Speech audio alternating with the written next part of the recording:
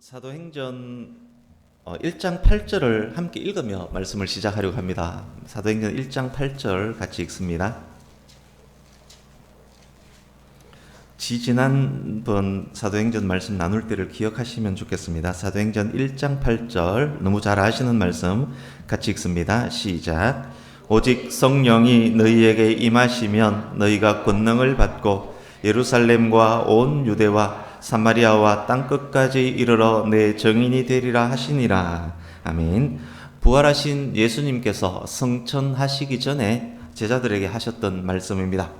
예수님께서 약속하신 성령께서 임하시면 성도들에게 권세와 능력이 주어질 것이고, 그 권세와 능력으로 예루살렘뿐만 아니라 온 유대뿐만 아니라 유다 사람들이 경멸하는 사마리아 땅까지, 사마리아뿐만 아니라 이방까지, 로마까지, 땅끝까지 복음이 전해질 것이라 그렇게 말씀하셨습니다. 이제 1장 4절을 한번 보십시오. 1장 4절 보시면 예수님께서 성령이 임하시기 전에는 예루살렘을 떠나지 말라라고 그렇게 명령을 하셨습니다. 1장 4절과 8절을 연결해서 해석하면 이렇게 해석할 수도 있습니다. 성령이 임할 때까지는 예루살렘을 떠나지 마라. 성령이 임하신 이후에는 예루살렘에 머물지 말고 땅끝을 향해서 복음을 들고 가라. 이렇게 해석할 수도 있습니다. 오순절이 되었습니다. 예수님께서 말씀하신 대로 성령께서 임하셨습니다. 예루살렘에 큰 부흥이 일어났습니다. 초대교회가 확장되고 성도의 아름다운 교제가 예루살렘 교회에 있었습니다. 이제 6장 1절에서 7절을 한번 보십시오. 사도행전 6장 1절에서 7절. 초대교회 성도 수가 많이 늘어났습니다. 성도를 섬기며 효과적으로 구제하기에 사도들만으로는 손이 부족합니다. 그래서 7명의 성도를 안수해서 안수집사로 세웁니다. 구제와 접대와 섬김을 7집사들에게 맡기고 사도들은 본연의 임무인 기도와 말씀사역에 전념합니다. 이때 세워진 7집사 중에 스데반과 빌립이 포함되어 있습니다. 예루살렘 초대교회는 더욱 부흥합니다. 유대교의 많은 제사장들도 그리스도인이 됩니다.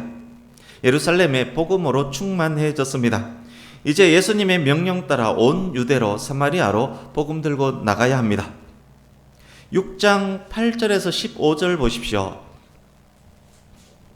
7집사 중 한 명인 스데반이 유대인들과 논쟁을 합니다. 성령으로 충만하고 지혜로운 사람 스데반을 유대인들이 도저히 당할 수가 없었습니다. 논쟁으로는 도저히 안 되니까 스데반을 모함해서 공회에 고소를 해버립니다. 이제 7장입니다. 고소당한 스데반이 공회에서 행했던 설교입니다. 사도행전에 기록된 가장 긴 설교이기도 합니다. 7장 54절을 보십시오. 양심을 때리고 뼈를 때리는 스데반의 설교에 대제사장을 비롯한 공회의 유대인들이 이를 뽀득뽀득합니다. 진리의 말씀이 뿌려질 때 하나님의 백성들은 은혜를 받고 지은 죄를 회개하지만, 그렇지 않은 사람들은 동일한 그 말씀에 도리어 화를 내는 것입니다. 그리스도의 향기가 어떤 이에게는 생명에 이르게 하는 냄새이지만 또 다른 어떤 이에게는 사망에 이르게 하는 냄새인 것과 같습니다. 55절 56절 보십시오. 스데반 설교의 절정부입니다. 십자가에서 죽으시고 부활하시고 성천하신 예수께서 하나님 보좌 우편에 계신 것을 스데반이 환상 중에 보았습니다. 스데반 설교의 절정은 성기란 말은 신적인 본래 위치로 돌아가신 것을 의미합니다. 스데반 설교의 절정은 성기하신 그리스도에 관한 것입니다. 자기들이 죽인 그리스도가 하나님 보좌 우편에 계신다는 이야기를 들었던 사람들, 더 이상 참지를 못하고 예루살렘 밖으로 스데반을 끌어내어서 돌로 쳐 죽여버립니다. 스데반 집사는 이렇게 되므로 기독교 최초의 순교자가 됩니다. 58절 보십시오. 7장 58절.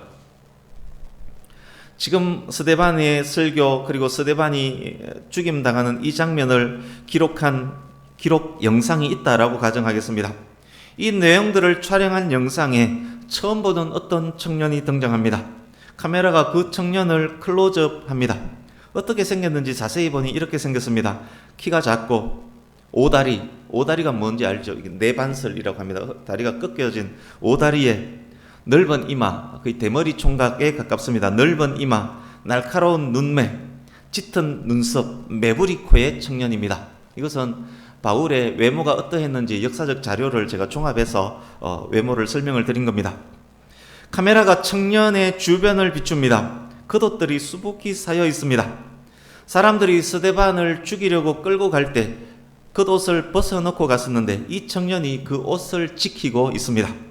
이 청년의 이름이 지금 현재 사울입니다. 사울이 누구입니까? 사도행전의 핵심 인물.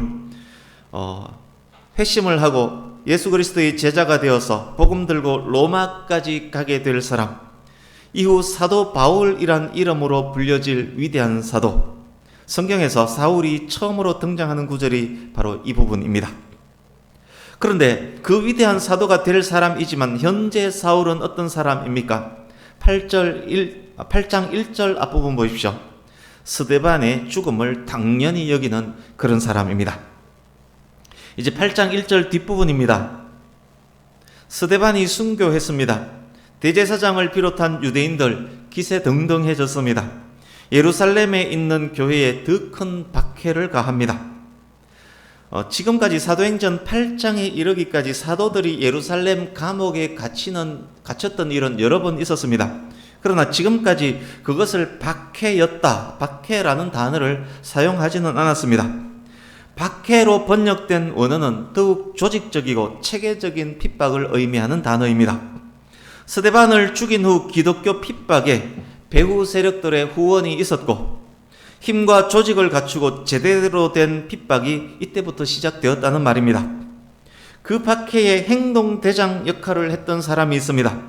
스데반의 죽음을 당연히 여기며 스데반 죽이는 사람들의 겉옷을 지켜주고 있는 사울입니다.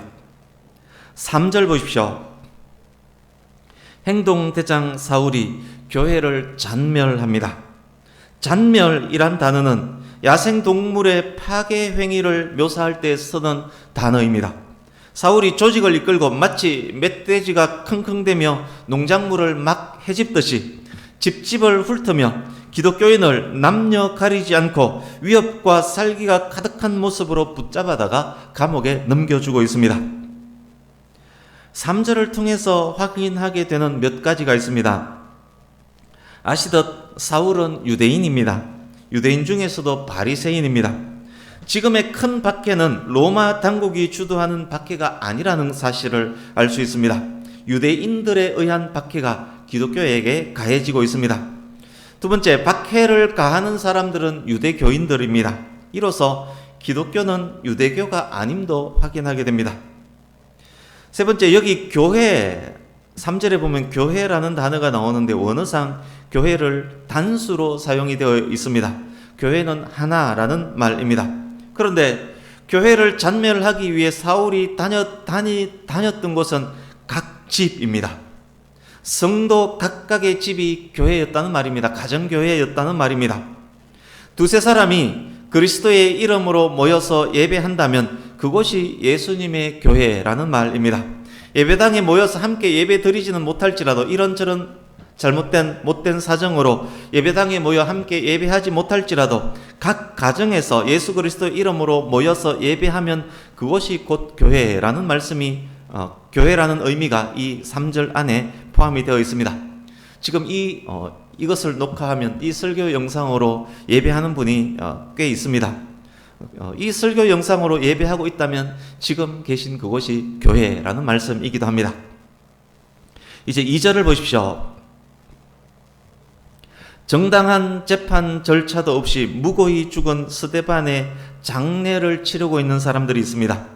서슬퍼런 공회의 권력을 두려워하지 않고 스데반의 죽음을 안타까워하며 크게 울면서 장례를 치릅니다. 누가가 그들을 일컬어 경건한 사람들이라고 기록을 합니다. 생각나는 성경 인물 혹 없습니까? 무죄한 예수님의 십자가 죽음에 로마와 유대인들의 서슬퍼런 권력에 아랑곳하지 않고 담대히 예수님의 시체를 받아다가 자기를 위한 무덤에 예수님을 장사했던 경건한 사람, 아리마대 사람 요셉이 이 장면에서 떠오릅니다. 이제 2절 경건한 사람의 앞 뒷절에 누가 있는지도 한번 보십시오. 교회에 큰 박해를 가하는 사람들이 있습니다. 교회를 잔멸하기 위해 짐승처럼 수색하는 사울이 있습니다. 2절 앞뒤에 이 장면이 위치해서 2절과 비교를 하면서 박해자들의 행동은 경건과는 상관없는 자들의 행동임이 1, 2, 3절을 통해서 강조되고 있습니다. 이제 4절입니다.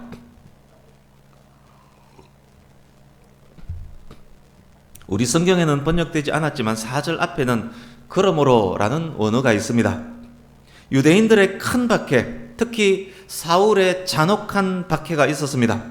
그러므로 그런 박해가 있었으므로 이 일로 인해 그리스도인들이 예루살렘을 떠났습니다. 유대와 사마리아로 흩어졌습니다. 흩어진 그들이 무엇을 합니까? 복음의 말씀을 전합니다. 기독교인이라는 이유로 핍박을 받았고 그 이유로 예루살렘을 떠났는데 떠난 그곳에서는 핍박을 받지 않았기 때문에 그곳에서 복음을 전합니다. 기독교인이라는 이유로 박해받고 심지어 순교까지 당할 수도 있지만 핍박을 피할 수 있는데도 피하지 않고 대책 없이 모진 박해를 당할 이유는 없습니다. 그것은 지혜로운 일이 아닙니다. 복음 전파에는 지혜가 필요한 것입니다. 예수님께서도 이 지혜에 대해서 이렇게 말씀하셨습니다. 뱀같이 지혜롭고 비둘기같이 순결하라. 이 동네에서 너희를 박해하거든 저 동네로 피하라. 그러니까 교회 다닌다고 큰 박해가 있는데 이 박해를 내가 피할 수 있습니다. 그렇지만 나는 남자다 그러면서 온몸으로 박해를 받고 있다면 그것은 성경적이지 않다는 이야기입니다. 피할 수 있으면 박해를 피하는 것이 맞습니다. 그것이 더 효과적인 복음 전도가 될 것입니다. 이제 5절에서 8절입니다. 여기에 또 한 명의 인물에 주목이 됩니다. 스데반과 함께 안수받고 집사로 세움받았던 빌립입니다. 빌립 집사도 핍박을 피해서 예루살렘을 떠났습니다. 사마리아로 와서 복음을 전합니다. 아시듯 유대인들은 사마리아인들을 인간 취급하지 않습니다. 왜냐하면 그 아수르에 의해서 망했을 때 피가 북이스라엘 사람들과 섞였다는 그런 이유로 잡종이라는 이유로 유대 사람들은 북이스라엘 사람들을 인간 취급하지 않았습니다. 그런데 유대인 빌립 집사가 예루살렘과 유대 땅을 떠나 사마리아에서 복음을 전하고 있습니다. 복음이 전해지는 그곳에 성령의 권능이 나타납니다. 더러운 귀신들이 떠나가고 중풍병자가 치료되고 걷지 못했던 자가 걷습니다. 이것을 본 사마리아 사람들 예수 그리스도를 믿습니다. 복음을 영접한 사마리아 성에 큰 기쁨이 넘쳐나고 있습니다. 오늘 본문 이후 이어지는 8장 말씀에는 이런 내용들이 기록되어 있습니다. 빌립을 통해서 사마리아에 있었던 다른 일들, 마술사와 관련된 다른 일들, 그리고 빌립을 통해서 이디오피아 내시가 예수님을 믿게 되었던 이야기들이 기록이 되어 있습니다. 복음이 이디오피아를 향해서도 조용히 가고 있는 그런 장면입니다. 그래서 다 설명하려면 길기 때문에 본문은 오늘 나누고자 하는 본문은 여기까지입니다. 이점에서 서두에서 말씀드렸던 내용을 한 번 더 확인하려고 합니다. 예수님께서 성천하시기 전 예루살렘을 떠나지 말고 성령님을 기다리라 라고 하셨습니다. 성령께서 임하시면 권능을 받고 예루살렘을 떠나 유대와 사마리아까지 복음을 전해야 한다라고도 말씀하셨습니다. 오순절날 기다리던 성령께서 임하셨습니다. 권능을 받았습니다. 예루살렘에 복음을 전파했습니다. 예루살렘에 큰 부흥이 일어났습니다. 이제 온 유대로 사마리아로 십자가 복음 들고 나가야 합니다. 그런데 나가지를 않습니다. 여기가 좋사오니 예루살렘 안에서 머무르며 예루살렘 안에서만 복음을 전합니다. 이들이 왜 나가지 않았을까요? 마음이 내키지 않았기 때문일 것입니다. 사마리아는 구원받지 않아도 된다라고 생각했기 때문일 것입니다. 개 같은 이방인들에게까지 복음이 전해져야 하나라고 생각했기 때문일 것입니다. 그렇지만 그들의 행동은 자기들만의 생각으로 행했던 행동입니다. 그들의 행동은 예수 그리스도의 명령에 대한 위반입니다. 그렇게 명령을 위반하니까 그때 어떤 일이 일어납니까? 스데반이 돌에 맞아서 순교합니다. 큰 박해가 그리스도인에게 임합니다. 여러분, 만약 예루살렘의 기독교인들이 온 유대로 사마리아로 자발적으로 복음 들고 나갔었다면 이런 큰 박해가 예루살렘에 생겼을까요? 아마 그렇지 않았을 것입니다. 만약 자발적으로 유대로 사마리아로 예수님 명령 따라 복음 들고 나갔었더라면 사도행전의 내용은 많이 달라졌을 것입니다. 그러나 사도행전은 초대교회 기독교 역사에 대해서 이렇게 기록합니다. 온 유대와 사마리아로 복음이 전파된 것은 예루살렘에 있었던 큰 박해로 말미암음이었다. 자발적으로 가지 않으니 하나님께서 박해를 허락하심으로 강제적으로 흩어져 가게 만드신 것입니다. 우리나라 역사에서도 비슷한 사례를 우리가 확인할 수 있습니다. 1907년 평양에서 대부흥이 일어났습니다. 평양이 완전 복음화되었습니다. 평양이 제2의 예루살렘으로 불리어지게 되었습니다. 우리가 일반적으로 아는 역사와 다른 측면의 역사를 지금 말씀드리는 것입니다. 그렇지만 그 대부흥이 평양을 벗어나지는 않습니다. 남쪽으로 내려오지 않습니다. 그때 큰 박해가 임했습니다. 한국 전쟁과 관련이 있습니다. 한국 전쟁이 일어나서 결국 평양에서 피난 온 사람들이 부산까지 내려갔습니다. 그래서 평양에서 왔던 그 믿음 좋은 사람들이 부산까지 가서 온 전국으로 복음이 전해지는 큰 계기가 되었습니다. 이것은 일반 역사를 하는 사람들은 인정하지 않을 수 있을지 몰라도 성경의 안목으로 기독교의 눈으로 보게 되면 역시 그것도 오늘 본문과 관련 있는 그런 말씀입니다. 복음은 세상에서 가장 귀한 것입니다. 복음 전파는 예수님의 지상 명령, 가장 높은 곳에 놓인 거역할 수 없는 큰 명령입니다. 박해를 통해서라도 전해져야만 하는 것이 복음인 것입니다. 어쩌면 이 말씀을 듣고 어떤 이가 이런 생각을 할 수도 있습니다. 하나님은 자신의 일을 위해서 자신의 백성들을 핍박받게 하고 죽게 하기까지 하시네. 얼마나 많은 사람들이 그 죽음 때문에 슬퍼했을까? 복음이 아무리 중요하더라도 하나님이 어떻게 그렇게 하신단 말인가? 여러분, 하나님이 어떤 분이십니까? 사랑과 공의의 하나님 아니십니까? 하나님의 사랑과 하나님의 공의, 사랑과 공의는 사실은 잘 조화되기가 어렵습니다. 그러나 하나님은 사랑과 공의를 완벽하게 조화할 수 있는 분입니다. 예수 그리스도 안에서, 그리스도의 십자가 안에서 완전한 조화를 이루게 하신 분입니다. 또한 하나님은 천지를 만드신 창조주이십니다. 전지전능하신 분입니다. 그런 하나님이시기 때문에 방금 말씀드렸던 어떤 이의 생각은 하나님을 잘 모르는 이의 잘못된 생각입니다. 하나님께서는 하나님의 백성들을 결국 웃게 만들어 주십니다. 하나님께서는 모든 하나님의 백성들을 결국 승리하게 만드십니다. 하나님의 위대한 섭리로 핍박과 환난마저 합력하여 선을 이루게 하십니다. 본문 8장 1절에서 8절까지의 전개를 한번 보십시오. 1절 큰 박해가 있습니다. 2절 크게 울더라 큰 애곡이 있습니다. 8절 큰 기쁨이 있습니다.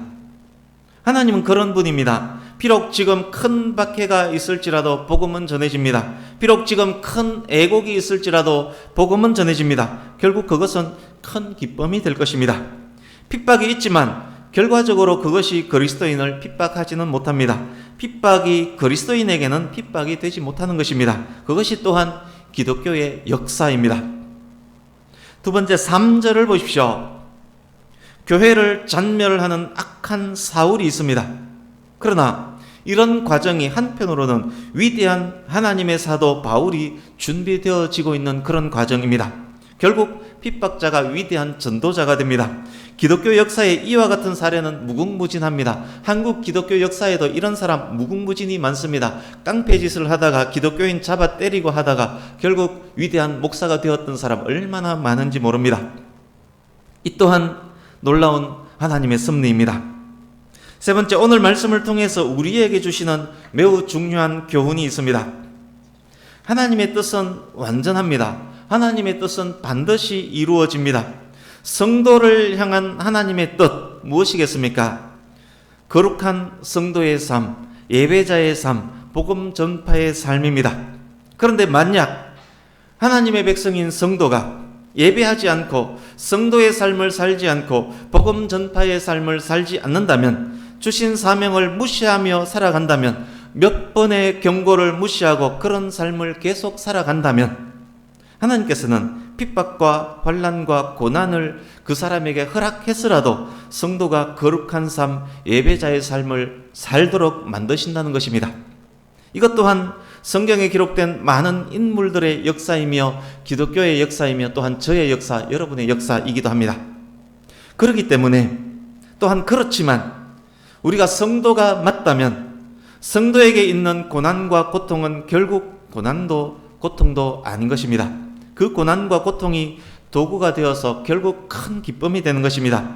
전능하신 하나님께서 비록 지금은 죄를 머리에 뒤집어 쓰고 있을지라도 결국 화관, 꽃으로 모자를 만들어 씌워주실 것이고, 비록 지금은 슬픔의 탄식을 하고 있을지라도 결국 그 입에서 찬송이 나오게 만들어 주실 것이고, 하나님께서 그 모든 것을 통해서 결국 성도를 통해서 영광 받으시는 것입니다.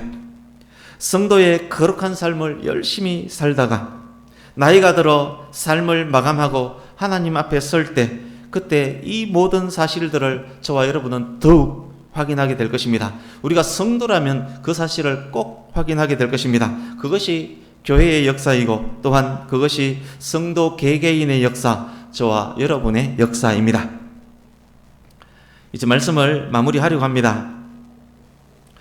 코로나가 있어서 최대한 설교 시간을 줄이려고 노력을 했는데 크게 줄지는 않고 있는 것 같습니다. 네. 이제 말씀을 마무리하려고 합니다. 코로나19로 인해서 예배가 제한받고 또 성도의 거룩한 교제가 제한받고 있는 때입니다. 교회와 성도를 향한 세상의 시선들이 더 따가워졌습니다. 그런데 따지고 보면 그런 교회는 아주 극소수입니다. 교회보다 안전한 곳이 사실 어디에 있겠습니까? 다 아는 사람 아닙니까? 그리고 다 거룩한 성도들 아닙니까? 그리고 이렇게 방역을 잘하면서 마스크 쓰고 예배하는데 무슨 문제가 있겠습니까? 기본 잘 지키는데. 그런데 교회에 가면 큰일 난다라고 말하는 사람들이 식당에 가서는 바로 옆에 촘촘히 앉아서 마스크 벗고 침 튀기면서 이야기하면서 막 먹지 않습니까? 교회보다 안전한 거 사실 없습니다. 이만큼 안전한 곳 어디 있습니까? 그렇지만 교회에서 어떤 문제가 나면 그 교회를 집중해서 비추면 뉴스거리가 되기 때문에 뉴스에서는 자꾸 교회를 그렇게 비춥니다. 그래서 세상 사람들이 교회를 향한 눈빛이 더욱 나빠지고 있는 그런 때입니다. 세상의 교회를 향한 시선이 많이 따가워졌습니다. 교회가 여러모로 많이 힘들어졌습니다. 작은 교회, 개척 교회들이 지금 매우 힘들어하고 있습니다. 적지 않는 교육자들이 자의반, 타의반 사역에서 떠나는 일들이 지금 많이 일어나고 있습니다. 왜냐하면 모이지 않고 교육자가 할 일이 없기 때문에 눈치 주지 않는데도 눈치를 느끼는지 제 주변에서 숱하게 그런 일들이 지금 일어나고 있습니다. 연말쯤이 되면 많은 교회들이 문을 닫을 것이라는 그런 이야기들이 여기저기서 막 들려오고 있습니다. 어떻게 보면 본문 속에 있는 조직적 박해보다 더 크고 더 조직적이며 더 위협적인 박해가 교회에 임했다라고도 할 수 있습니다. 여러분, 왜 이런 일들이 일어났을까요? 오늘 본문을 통해서 교훈을 찾아볼 수 있지 않겠습니까? 온 유대와 사마리아까지 땅끝까지 내 정인이 되리라, 돼야 된다, 되리라 라고 하셨는데 땅끝은커녕 사마리아는커녕 유대 땅으로조차도 나가지 않았기 때문 아니겠습니까? 그냥 이대로가 좋사오니 불쌍한 영혼들이야 죽건 말건 여기가 좋사오니 그렇게 안주했기 때문 아니겠습니까? 교회가 교회답지 못하고 예배가 예배답지 못하고 목회자가 목회자답지 못하고 성도가 성도답지 못했기 때문 아니겠습니까? 교회와 성도가 소명과 사명을 망각했기 때문 아니겠습니까? 그러기에 성도된 우리는 이런 때일수록 더욱 말씀으로, 더욱 기도로, 더욱 예배자로 세워져야 할 것입니다. 지금의 때는 우리의 성도됨을 더욱 점검해야 되고 점검해야 될 때인 것입니다. 우리가 대한민국의 교회와 성도가 깨닫고 돌이키고 회개하여 사명을 회복할 때 지금의 아픔, 지금의 애곡은 머지않아 큰 기쁨으로 변화될 것입니다. 하나님께서 어떤 방법으로 더욱 복음이 확장되게 하실지 우리가 정확히 알 수는 없지만 작금의 코로나 사태도 결국 복음 전파의 도구가 될 것입니다. 핍박이 오히려 예수님 명령을 수행케 하는 도구가 되었던 것처럼, 핍박이 예루살렘을 떠나 온 유대와 사마리아로 가게 했던 것처럼 코로나 사태가 오히려 더욱 하나님의 뜻을 이루는 도구가 될 것입니다. 하나님은 전능하신 분이기 때문에, 그렇게 하실 능력이 있는 분이기 때문에, 하나님의 뜻은 완전히 꼭 이루어지기 때문에 반드시 그렇게 될 것입니다. 우리가 지금 돌이키고 회개한다면, 우리가 지금 오히려 더욱 신실한 예배자로 세워진다면, 우리가 지금 알곡되지 못했음을 발견하고 알곡이 되길 더욱 노력한다면, 우리가 지금 우유만 찾는 미숙한 우리의 믿음을 확인하고 더욱 성숙한 성도가 되길 노력한다면, 코로나 사태는 결국 성도의 성숙함을 돕게 될 것이고, 성숙한 성도가 세상에 나와서 더욱 복음을 전하는 귀한 계기가 반드시 될 것입니다. 말씀드렸듯이 지금 쭉 설명드렸던 모든 것이 또한 성도들의 인생입니다. 이것은 성도된 저와 여러분 모두의 확정된 역사입니다. 우리가 성도라면 모든 것들은 결국 합력해서 선을 이루게 될 것입니다. 우리가 성도이기에 우리가 지금 힘들고 어려울지라도, 비록 지금 슬피 우는 날이 연속되고 있을지라도 성도됨을 위해 더욱더욱 노력한다면 머지않은 미래에 하나님께서 예비해 놓으신 큰 기쁨을 저와 여러분 모두가 경험하게 될 것입니다. 뿐만 아닙니다. 먼 훗날, 아주 먼 훗날 천국 문 앞에서 감사함으로 우리 인생을 되돌아보면서 하나님을 찬양하면서 우리 모두가 이렇게 말하게 될 것입니다. 모든 것이 하나님의 은혜로다. 예수님께서 인도하셨구나. 하나님 정말 사랑합니다. 하나님 감사합니다. 하나님 찬양합니다. 죽음 앞에서, 천국 문 앞에서 이런 고백을 하나님께 우리 모두가 올려드리게 될 것입니다. 말씀을 마칩니다. 그러니 지금 당장 나를 향한 하나님의 명령을 다시금 확인하시고, 성도된 우리가 현재 살고 있는 삶을 또 점검하시고 깨닫고 돌이키고 정비하셔서 각각에게 주어진 온 유대와 사마리아를 향해서 자발적으로 떠날 수 있기를, 이 시간이 자발적으로 떠나는 시간이 될 수 있기를 예수님 이름으로 축복합니다. 아멘. 기도하겠습니다.